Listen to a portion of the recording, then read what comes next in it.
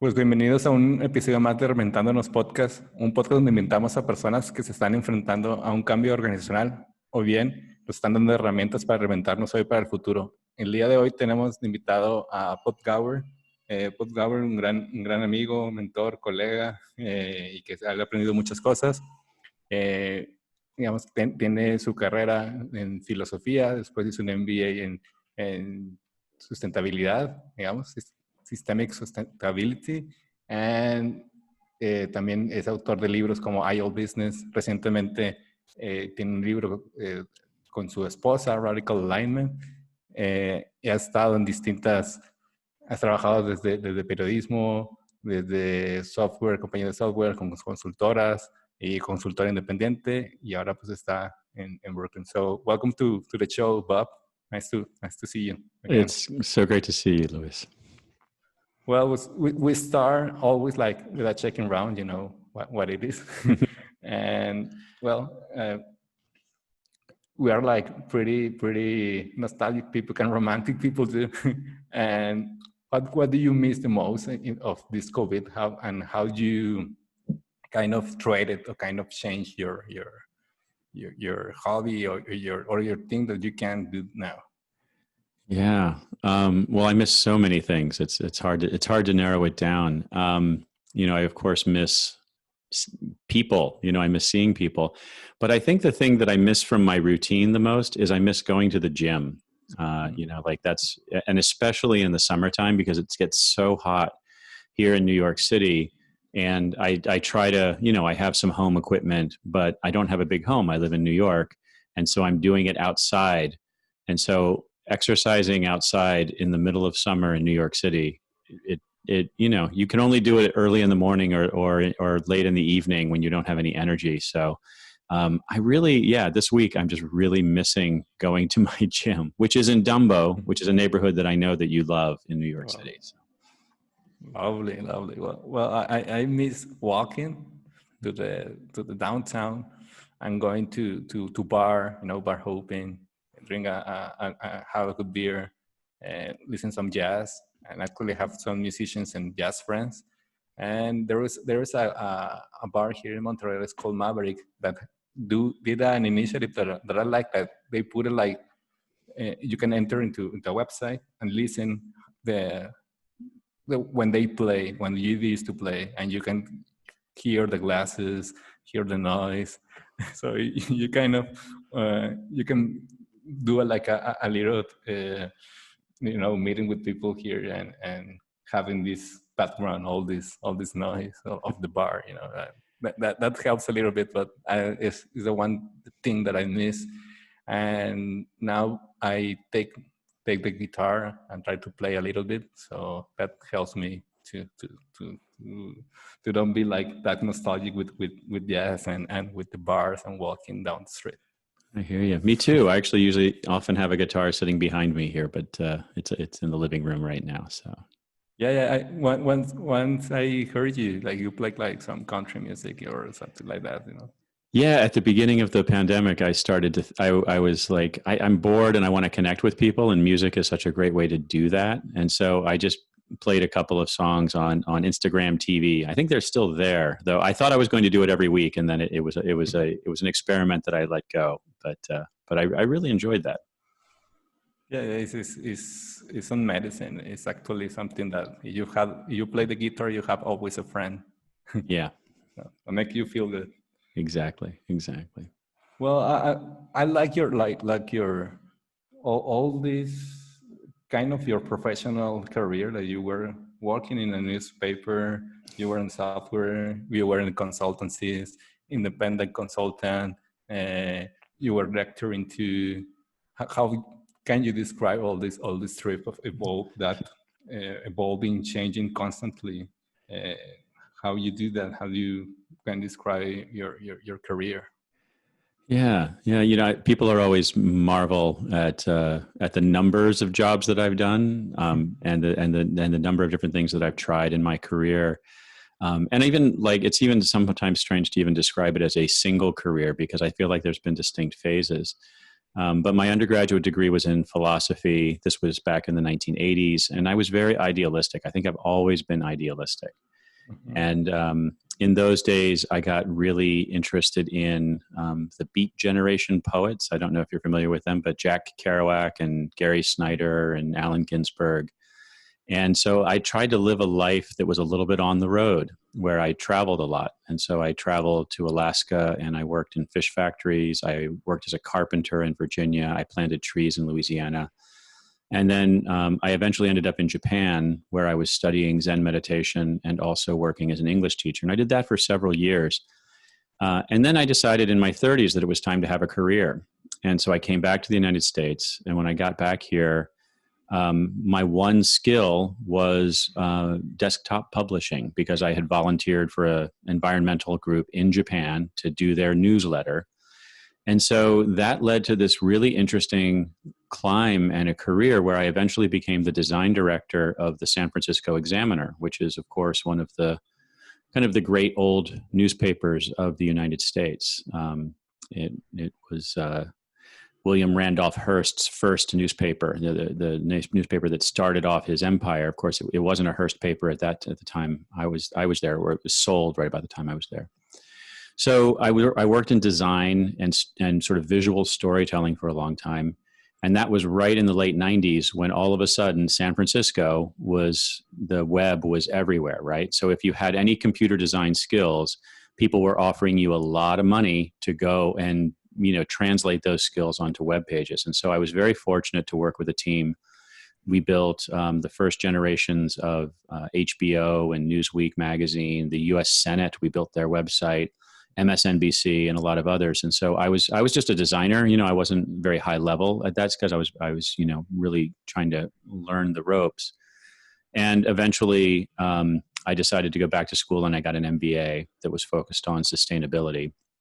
And that led to a whole career in product management, and kind of how I met you, right? So I was doing product management, and the product management in technical products was going through a real revolution in the early 2000s. And it was really changing. This thing called agile software development was becoming really huge. And because agile got so big, agile is more about how you design a group of people. And so my attention turned at this time from how you design the product, or how you design the thing that someone's looking at, the thing that someone's interacting with, to how do we design the organization that's building that thing. And the speed with which the web was moving and the information economy was moving was really causing the old, let's call it the command and control style of leadership, to break down. And so I was really fortunate to be among some of the first people to be a professional team development and organization designer in technology. And so with that career kind of took me to very big companies. I worked with GE. I worked with Travelers Insurance Company. I worked with Kaiser Permanente, which is a big healthcare company, PG&E, which is a big energy company, really trying to help them change the way they did technology from a human perspective. And so I met you during that time, right? So I got very interested in how do we really change the way teams and organizations operate, so they can be more human, so they can be more creative, so they can move more quickly. And all of these things are kind of interrelated.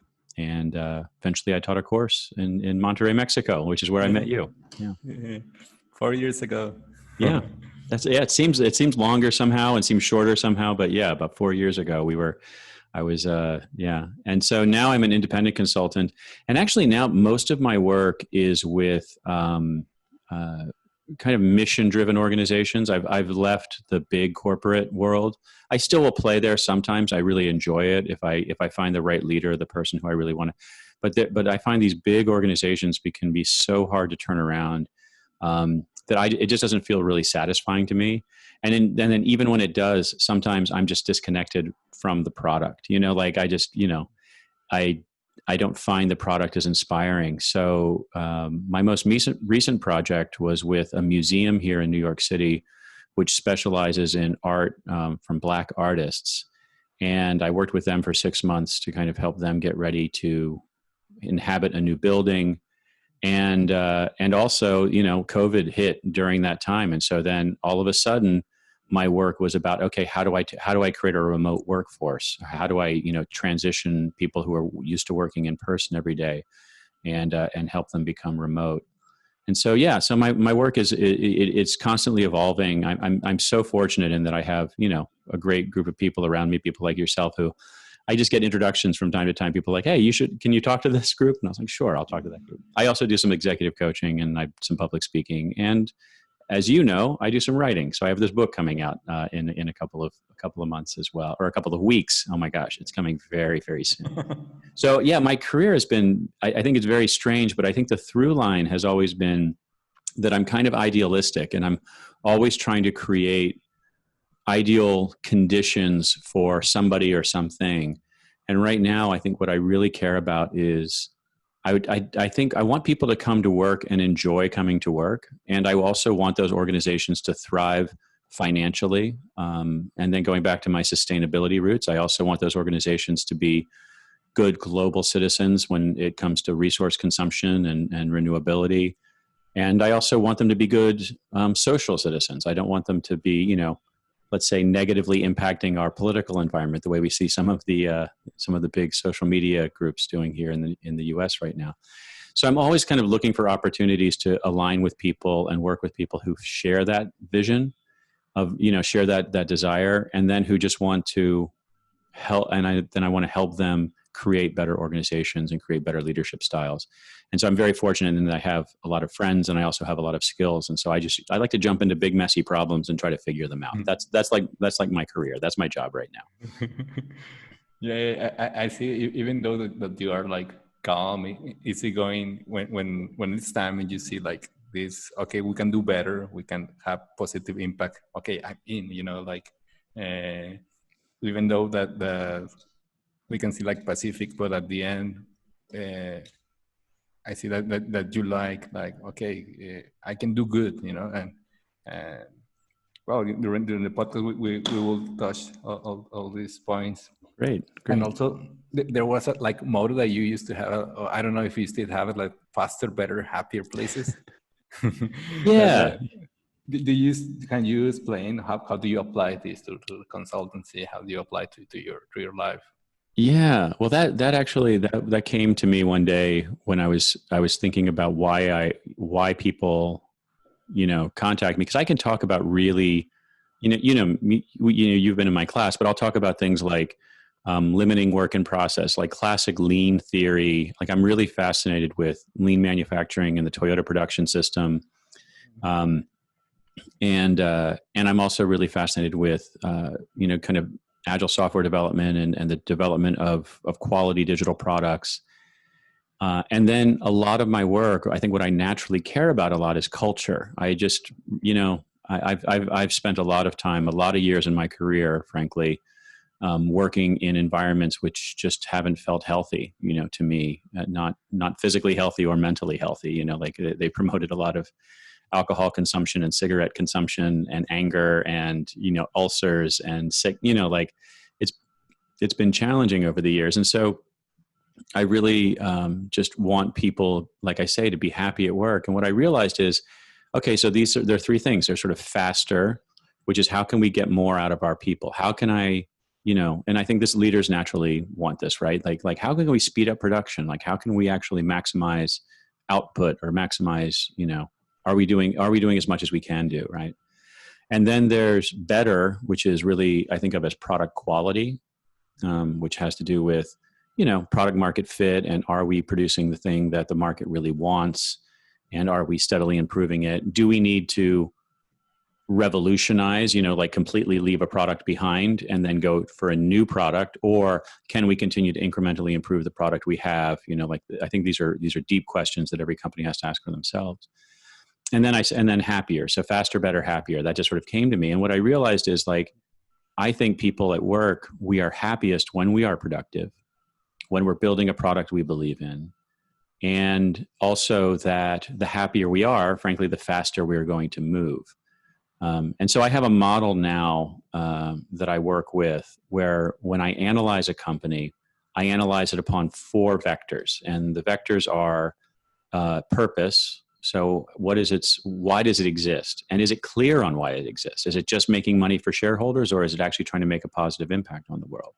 So I look at purpose. I also look at strategy, and strategy is sort of where purpose hits the road, right? Okay, what's our theory of change? What's our essential intent in the world? And how do we measure that? And how do we focus on a few strategic initiatives? Because a lot of companies just have problems because they scatter their attention all over the place, and that's why they're not moving as fast as they might. So purpose and strategy. And those are really very externally focused things, right? Like, I'm expressing my purpose into the world, and and my strategy is how I engage the world. But then there's also an internal focus, which is, I think, equally important. And one would be operations, right? Like, how efficient are our operations? And then finally, our culture, which is also internal, right? Which is, sort of how happy people are, how satisfied people are. It doesn't mean people are hugging each other and best friends, but it means, like, are they satisfied with the work they're doing and the job they're doing in the place they are? So when I analyze a company, I have a diagnostic tool that I developed with my business partner, and we will diagnose a company on those 4 vectors, and then try to figure out where does it need to improve, and how. And what's interesting about that is sometimes a cultural problem can indicate a problem with operations, right? People might be frustrated because operations are slow and confusing and not running very smoothly, and that's having a cultural impact. Or likewise, it might have it could be strategy or something, so we can diagnose where the problem is, and then we also have to diagnose where the solution might be. And we always find that it's just sort of an organizing principle that helps us understand what we're looking at. Nice. I see how you at the end combine all your experience and also your all your professional career now. And I see more mature. From 4 years you have changed to the way you understand. You are more like okay. I don't know how you say easy, or I don't know how. Yeah. Yeah, I mean, it's interesting. Actually, we were talking about music before this, and I also have a history of being a musician a lot of my life. Wow. And when I lived in Japan, I was in different bands. I played traditional Irish music. But one of the things I've realized recently is I'm kind of a band leader now, because those 4 areas, those are deep areas. I'm not a great strategist, and nor am I a great analyst. Like, I just don't do quantitative analysis that well. I don't like it. I don't enjoy it. But boy, do I love having it done. And so in recent years, what I've done is, like, I assemble a band, I assemble a team, so the project comes my way, or maybe it comes the way of one of my friends, but it comes my way. And then we assemble a team, and we try to create a really rich, group of people who's all bringing a very different perspective to the same problem. And that's just, not only is that fun, but it's just so valuable, just like, if I'm in a band, right? Like, I want, I know you're into jazz, right? Like, you want to have a tenor sax as well as a stand-up bass as well. It's not just one skill set, it's all these different skill sets, and it's the blending together, which I just find so magical about teamwork. Awesome. Right now, sounds cool. And well, also you have there, like, if we say in terms of that, an idea worth spreading, and one of the ideas worth spreading is your new book, and the history behind. I know a little bit because you tell us, but how you get to this new book, Radical Alignment, with your wife? What is the story behind? How do you start to build this book?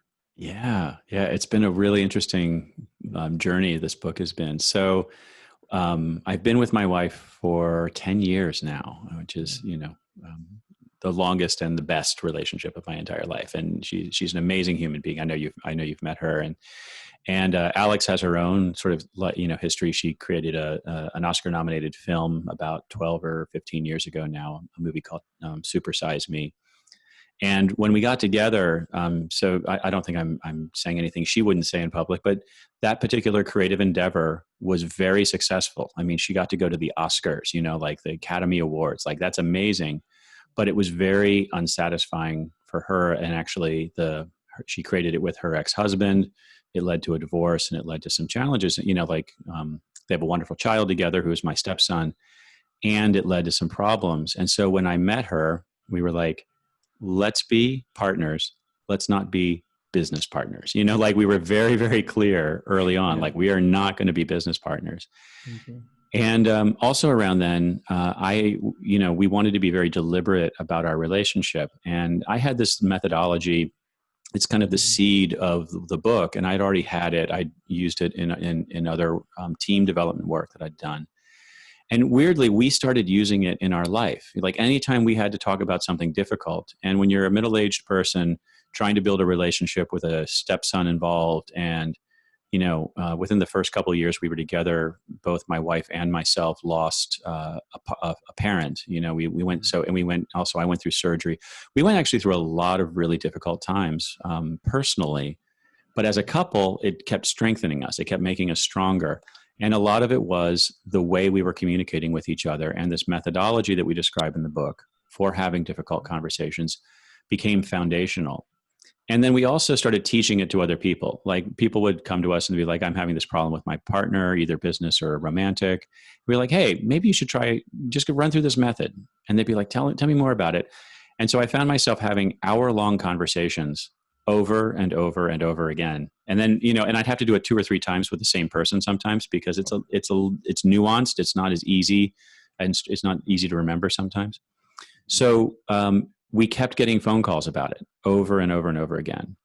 Once I told a friend, I spent an hour on a taxi ride here in New York. I spent an hour on the phone. She's in Los Angeles. I'm here. And the taxi driver afterwards, he said, thank you so much. I learned so much from that call, like he overheard. So we just realized, I think Alex and I, my wife and I, we realized that we had something very valuable. And, 4 or 5 years into our relationship, we looked at each other and we're like, okay, well, I think we trust each other. We love each other. We can handle this. And then, of course, the first thing we did when we decided to do the project together was to actually use the methodology we described to talk about the project, right? To actually talk to each other and create some rules and create some guidelines about the project. So that was about 3 years ago, I guess. And then, or maybe even 4. Probably by the time I met you, I think is when I started working on version 1. And then we released it, a self-published version of the book at the Responsive Conference that I know you attended 2 years ago, right? That was 2018, I think, in September. Yes. Mm-hmm. And so we released the first version, and we just wanted the thing to be out there in the world. We just thought it was really valuable, and we wanted to try it. So we created this small book, and then a publisher saw the book, and they made us an offer to they wanted to pick it up. They offered us some money and the time to write a new version of the book. So we were very fortunate that we got to write this new version. It helps that my wife has written 5 books that have all been very popular, and I've written one that was not very popular, but at least I proved that I can write a book. So this is my second book and her 5th or 6th. So, so that's where we are now. It comes out on August 11th, and it describes a methodology that we developed on how to have difficult conversations. Yeah, I remember being there in their first presentation, and also give books to my friends, and actually my mom that also helps like these couples that are in trouble. Sometimes you used to that conversation that you put, and helps a lot because we give you structure, give you some way, give you the empathy, helps you prepare like all the conversations, and they feeling like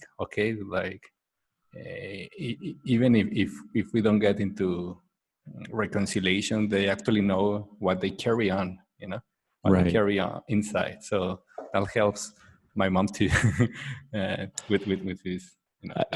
I love that you said that too. And it's wonderful that your mom uses it. And that the idea that empathy, we often think of empathy as a way to like approve of somebody else. Like if I have empathy for you, then I think you're great. And that's not true at all. Like I could have empathy for somebody that I think is terrible, but I just know how they feel. Like empathy is really knowing and appreciating how somebody feels. And I don't know if you're familiar with the work of Chris Voss. He wrote a book called Never Split the Difference. I don't know if you've seen this. So Chris Voss he used to train hostage negotiators for the FBI.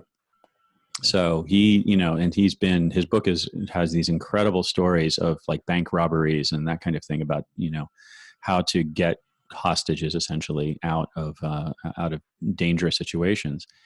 And so his book is called Never Split the Difference, because, you can't say, I'll give you half the money, you give me half the people, right? You have to, like, as a hostage negotiator, you have to get all of those people out.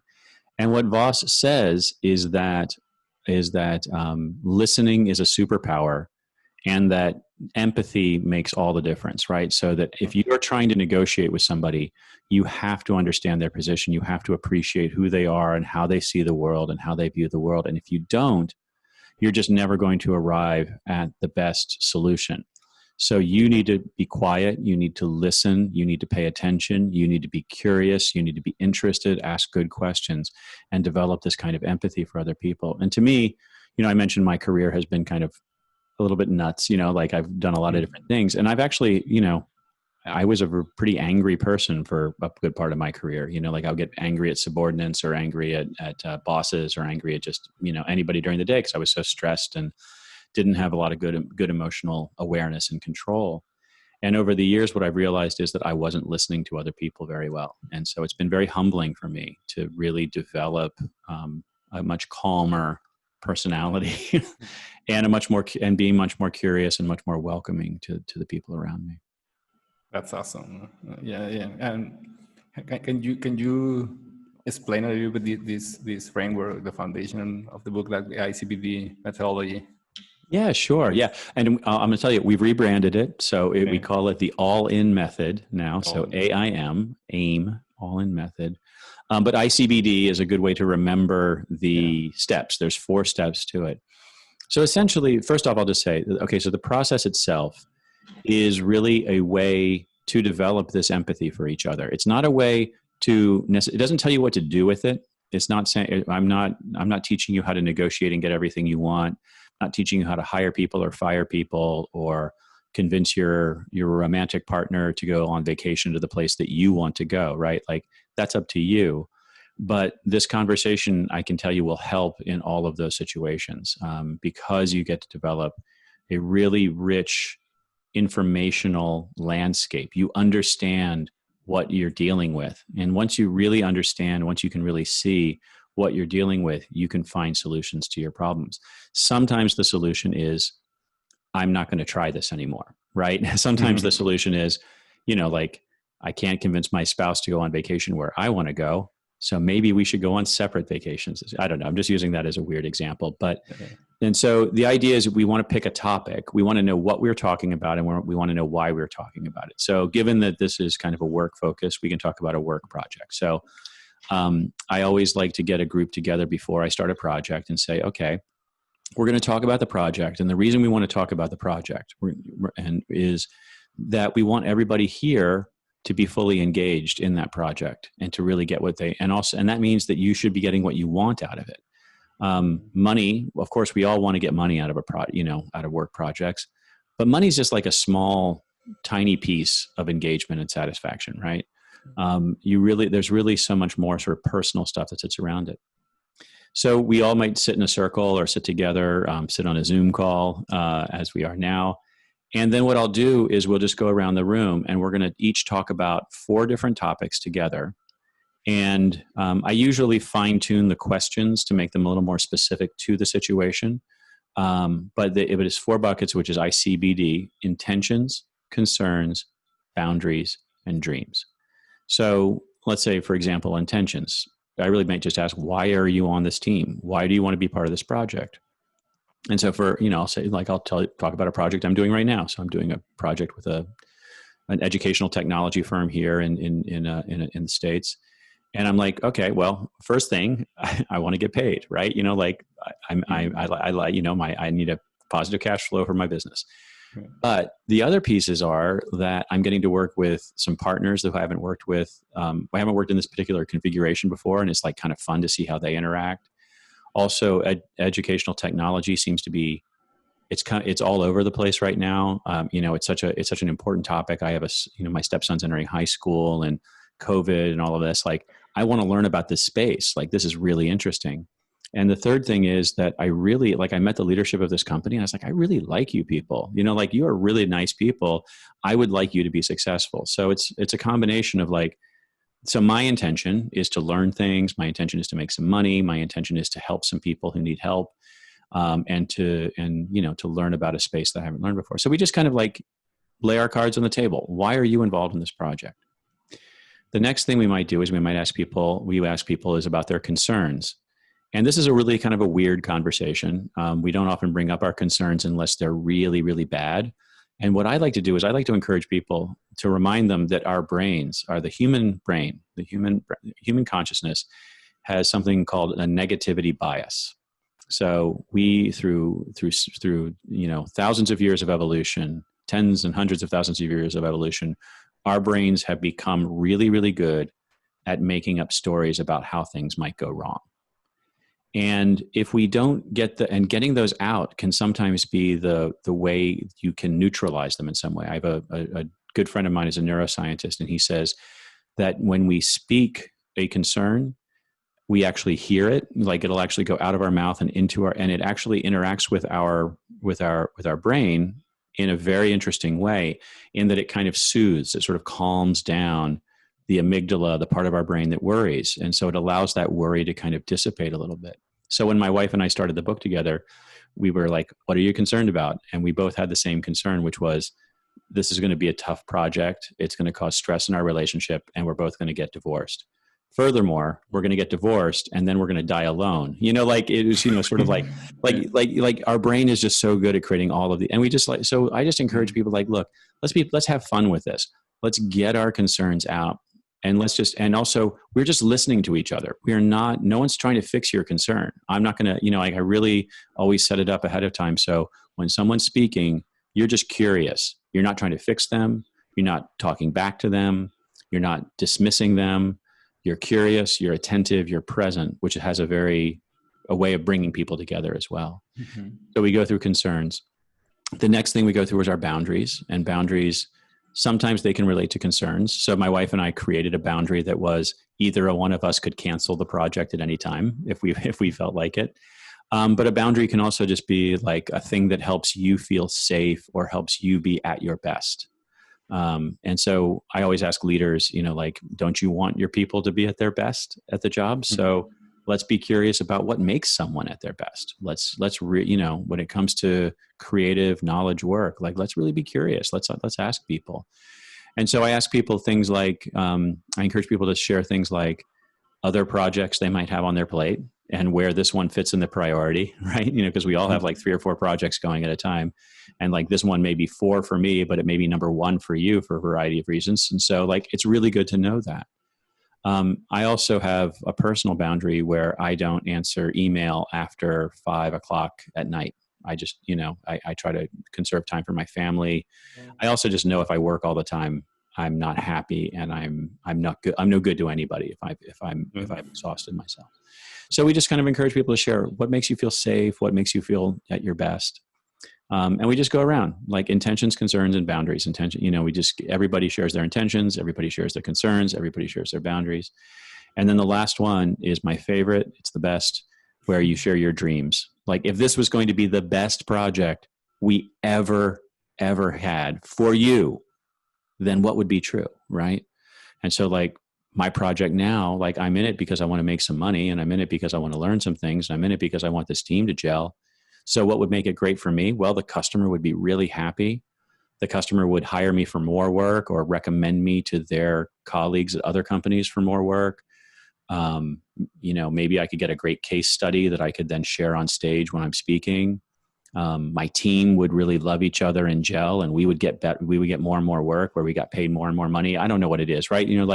But it allows it. And I think this is something also we don't share concerns at work. We don't share boundaries at work. And sometimes we don't share dreams. Yeah. And dreams really have a way of bringing us together. They have a way of like if I hear your dream, I'm like, yeah, I want that for you, Louis. Like when I hear my friend's dream, like I want that for that person. And it releases a neurochemical called oxytocin, which is the chemical that sort of binds us and bonds us together. And it's just a great way to end. Yeah, That's my favorite two dreams, because, you know, like, okay, yeah, we can go together, or I can help you get there. You know, like, we open a world that probably sometimes we don't open even in organizations. Okay, we can get to there, and it's something that is worth to follow. You know, worth doing. And you know, when you want, uh, I know that for many problems there's like this conversation that we have to have. Yeah. You know, what is the best way to start in the conversation, or with this radical alignment guide conversation can help you from the beginning? Or what do you recommend to prepare kind of the environment to have this important conversation? Yeah, that's such a great question. Yeah. You know, because if I come to somebody and I'm very serious and I'm like, we have to talk, you know, like that can actually make people feel kind of nervous, right? Yeah, I mean, I often will, I try to identify for myself, you know, like, okay, what conversation do I want to have? What's the topic and what's the reason? Right. And I get really clear with myself. I may even run through the methodology alone first, right? I may even like get super clear. And sometimes that may mean like, oh, it's actually a different conversation I want to have, or I don't need to have the conversation, you know, like that may clear it up. But I also like to approach people. I'm like, look, I really want to have this conversation with you. I know it's a sensitive topic. And the reason I want to do it is because I want to make sure that we're getting what we want. I want you to get what you want. I want me to get what I want. And I think some clarity is in order. So just like approaching something in that, I think can really kind of relax people a little bit. I might also give them, you know, the format, you know, if I'm going to use the format, I might give them the format and say like, hey, this is the format I want to use. So not to try to sell books here, but, you know, like I might give them a copy of my book, you know, like here you go. Yeah. This is the format we're going to use. And or at least like the cheat sheet. We have like a one pager, you know, that explains it as well in a PDF. So I might just like send that to folks and be like, hey, this is what I want to talk about. And then try to find the space to have it. And I think there's a few things that's really important when we're having conversations. One is that you want to be in a space that feels good, right? That feels comfortable. So I enjoy being in a room that has a window, frankly, you know, like that has, you know, that's looking out on something natural. Even if it's a business conversation for this, I often like to do it in a non-business environment, like actually take people out somewhere and have them, you know, whether it may even be outside or it could be in a conference room, you know, that I've rented or even over a meal, right, at a restaurant. I usually do ask though that people not have any alcohol, because I think alcohol has a way of, I don't know, it just makes us a little, when things get emotional, it has a way of making us a little, maybe think things are too important or more important than they actually are. It gets us a little too attached to our own point of view sometimes.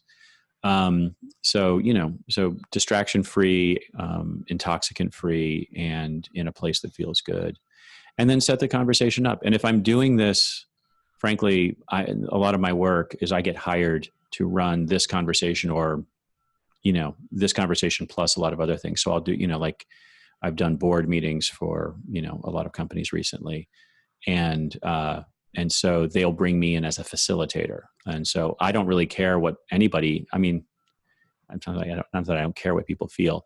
I don't have a vested interest in any outcome, you know, anything that happens, you know, from a policy standpoint, or, you know, and I think it's really helpful if the conversation is especially difficult to have an outside person mediate or facilitate is super valuable. And I think that's connect with okay, this you can do it like one-on-one, but we can carry to our organizations, to directors, to leaders, and especially in these days, and it's probably we feel more like this hostile environment, tension, COVID, and everything that is pretty sharp at the environment. Even we can feel it when we walk in there. How can we translate these hostile environments in the organizations through an alignment, to align a team, aligned organization? How Yeah. can we do that? Yeah, I think it's. I don't think there are any shortcuts to it. It's not something. There's work that I come back to again and again, and a lot of different psychologists and social scientists have confirmed this. There's one study by a woman named Amy Cuddy that I really enjoyed, and there's another study of Ebola doctors in West Africa who were treating areas that were suffering an Ebola outbreak. Anyway, what we're looking at is both of these studies. We're looking at teams and how the teams, what made a good team, what made a bad team, what made a team, perform really well, and specifically kind of what leaders could do, like what's the leadership stance to take. And what they both said in different ways is that you have to actually demonstrate to other people or to people that you care first, and you also have to be competent. You also have to, you have to have good skills. And somebody said, let's see if I can get this right. Somebody just said it to me the other day. They're like, nobody cares what you think until they think that you care, right? And so there's this way, right, that I think as myself as a young leader who frankly got promoted way too many times to the place where I was leading people that I was just not emotionally or I didn't have the skills. I had skills doing the design work or whatever, but I didn't have skills with people. So I got promoted way too many times. And then to that level. And what I would do is I would try to show people how smart I was. I would just try to over and over and over again, try to have the best idea, try to be the loudest person, try to be the smartest person, try to have the best argument. But what I realized is that people didn't really sense that I cared about them. And when I was, when I had the power to fire them, when I made more money than them, I had more status within the organization or whatever, right? That was that they didn't want to follow me. And, you can't make people follow. You can't make people love you, right? You can't make people trust you. But what you can do is you can demonstrate to people that you care, and you often do. And this is often you do this more by listening than by talking, and by asking curious questions and by being present with people.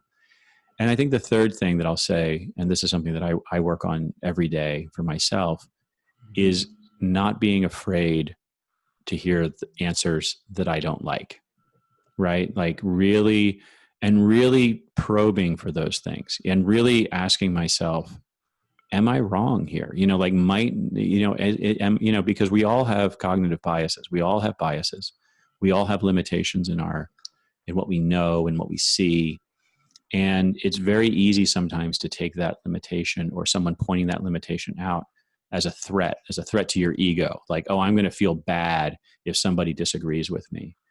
And what I try to do for myself is to really, when I notice that coming up, when I notice that fear being present, when I notice that I really want someone to give me a specific answer, to actually have the courage to listen for the other answer and even ask questions that might lead to an answer that I don't like, and not punish the other person if they give me that answer, even subtly, even by rolling my eyes and being like, or going, you're an idiot, because then they won't share with me again the next time. Right. And just be like, and I think it actually takes a lot of courage.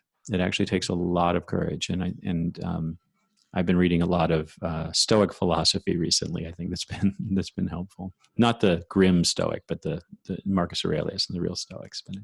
Yeah, actually, I think that from now we are more aware of the importance of the Stoic and the importance of really listening, to also know each other better and try to be more in a peaceful way, even if inside like interior peace. Yeah. Lastly, I listened, remember the last year that you gave sent us a speech when the responsive organization here in Mexico, responsive conference here, and you talk about the doing good, and you with these ethical ventures consultancy, you've been more talking about this, and I think it's how come the organization being a really good catalyst for for good? How can we create like these big conversations? I see the news also that, well, in the middle of the pandemic, we see the injustice with George Floyd. Different enterprises and governments feel like old, like they don't care about this. But how can we start something? How can we start this big conversation? Can we think we can really make it actually? Yeah.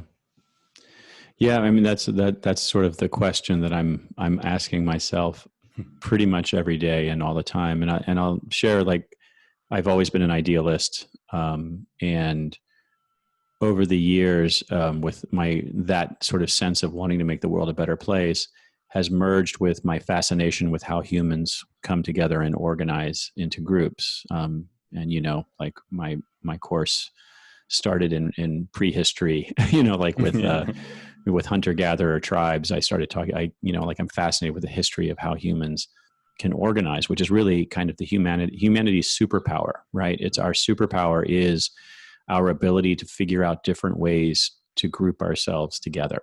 And we've, it's always been our core sort of adaptive strategy for, the 200,000 years or so that Homo sapiens have been on the planet. And so the question of how to create a good organization, or how to create an organization that is good, I think it's a really deep question. I don't think any organization is perfect, and nor do I think any organization is completely imperfect. I think there's things we can learn from all organizations. And one of the things that I try to encourage myself and encourage the leaders that I work with to do is to approach the market and approach their people with some degree of humility, and to listen as much as they can. I think it really does start with listening. And you mentioned George Floyd, which certainly has led to a conversation about the way policing operates here and in other places, but it's also led to a conversation about diversity in the workplace. And, like welcoming people who have different ethnic or religious or national backgrounds, and bringing them all together.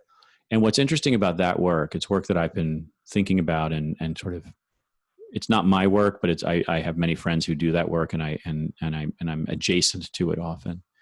But one of the things we know about it is that people, hiring is not the problem. Like, getting people in the door is the problem. Keeping them is the problem.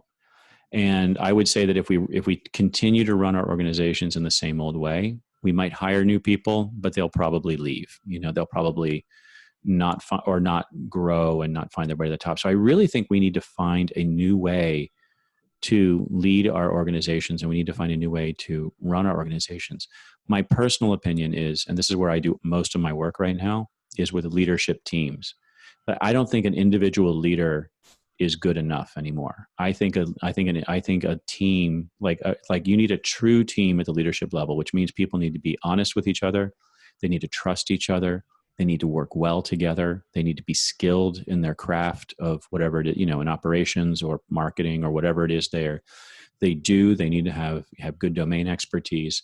But more than anything, you need people who work really well together. And I would rather have somebody who is like, their skill level wasn't so high, but their empathy level, their ability to mesh and work with other people was high. And so I spend a lot of my time working with the leadership team, and I think creating honesty, trust, empathy, and good teamwork at the leadership level is probably the most important thing that can be done.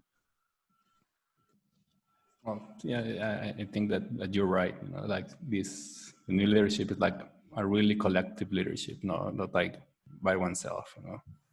Organizations are so complex, right? Like the idea that one person can run an organization, like that's operating in an information economy right now, that's operating in like in such a volatile and brittle and changeable, and now we're in this, COVID is accelerating everything so fast. I think the next 3 or 4 years are going to be really, really interesting. And I think the core capability that teams and organizations need to develop is the ability to change, so the ability to try new things and the ability to take some risks. And I think organizations that don't are frankly going to die. Yeah, me too. I think. And And we have like this final question, like we like to ask, like if we can connect also with this framework that you develop, like what are your dreams? What do you, in the personal way and in the future of work? And if you can say like your worst and best case scenario for it. Yeah. Well, personally, I think I aspire to live more and more. Actually, a good friend of mine, he put it well. He said, the lifestyle of an artist, the impact of an entrepreneur, and then there was something about money, like the bank account of a retired tech person or something, right? Yeah. But like I think for me, like I actually I turned 55 on Tuesday in 3 days. Is my 55th birthday, and it's very easy to start looking. You start really looking at legacy. I think at this age, I think it's my coach anyway tells me it's natural, so he's encouraging me to lean into this. And as I think about my legacy and the work that I do, like one, I want the freedom and the ability to kind of continue to work on tough problems as that relates to organizations with people that I care about and people that I love and people that I think do really, really good work. And if I can contribute some small piece to the world that actually helps others create better organizations, because I think we create a better world by creating better organizations. At least, I mean, there's probably lots of different things we can do to create a better world, but I think this is key. I think it's a really, really important piece, and not just an organization that builds great stuff, but an organization that really nurtures the humanity of the people inside the organization, and then takes care of our natural resource base and doesn't mess society up as well. Maybe even does good things for society. So that's what I hope for. I hope I can contribute something to, let's call it, the cultural and social evolution of humanity.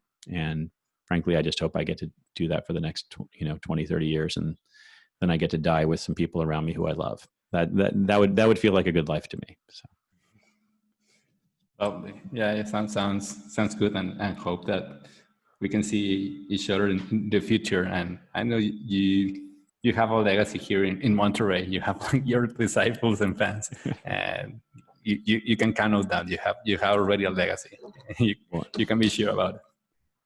Well, I hope I get to come back to Monterrey one of these days. I miss Mexico and I miss Monterrey. I miss traveling anywhere at this point, but I really love Monterrey. So anyway, thank you so much for having me on. This has been really, really fun, and I hope the folks that are hearing this get something out of it. Yeah, hope it was a great time, and I'm sure that many people will listen and will help in their life and in their organizations. Great. But well, Bob. So thank you, and see you around. All right. Thanks, Luis. Thank you a lot. All right. Right.